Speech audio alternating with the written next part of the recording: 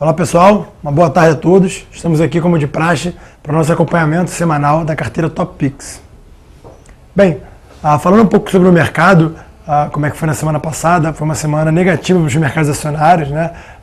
Não só os europeus e americanos, mas também aqui no Brasil foi uma semana negativa, a bolsa ia acumulando mais de 2% de desvalorização, né?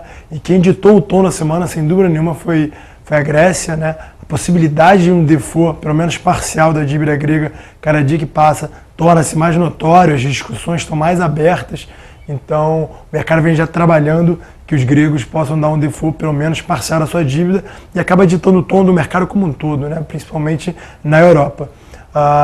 Uma notícia positiva veio da China, né? Mas nem tão positiva assim.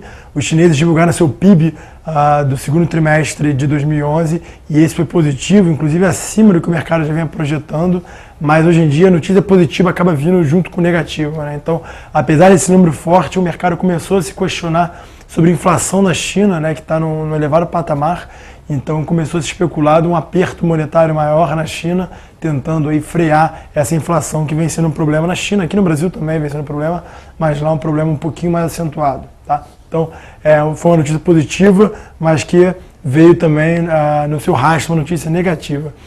Outro país que vem chamando muita atenção é os Estados Unidos, né, por conta da briga entre republicanos e democratas, tentando aumentar o teto do endividamento norte-americano. É outra notícia que vem dando tom, acabou ajudando, os Estados Unidos e Grécia acabaram ajudando aí a semana a fechar no campo negativo, tá? Aqui no Brasil foi uma semana bastante calma em termos de indicadores, o principal deles foi venda no varejo, o indicador ele veio bem em linha com o que o mercado estava esperando, então não chegou aí a mexer muito com o Brasil acabou tradando muito com indicadores internacionais, tá? Bem, como eu disse, foi uma semana negativa, o Ibovespa acumulou 2,1% de desvalorização, mas a gente ficou muito feliz de estar entregando pela segunda semana consecutiva um resultado positivo e, enfim, dando totalmente a contramão do mercado. A gente conseguiu acumular 0,5% de valorização, né? Como a gente pode observar, o grande destaque, sem dúvida nenhuma, foram as ações da QGEP, né? Queiroz Galvão, petróleo e gás, acumulando 7,7% de valorização. Drogasil, outro ativo que entrou há pouco tempo na carteira, também tem uma performance bastante interessante, 2,2, né, quase que exatamente o contrário do Ibovespa. E o destaque negativo, o único ativo dos 5 que ficou abaixo do Ibovespa foram as ações da Itaúsa, 5,6%. No nosso entendimento, Itaúsa, por ser uma holding de um banco, acaba muito correlacionada com os bancos lá de fora que estão no momento um pouco complicado. Então acabou pesando por aqui também, apesar de na prática o resultado não tem nada a ver um com o outro, tá? Bem, falando sobre a semana, uma semana aí que mais cheia do que foi semana passada, sem dúvida nenhuma, começando por Estados Unidos, a gente tem uma bateria enorme de indicadores do setor imobiliário sendo divulgados ao longo da semana, então é um excelente termômetro para medir a economia norte-americana, o setor imobiliário. Discussões sobre o teto da dívida vão continuar praticamente todo dia.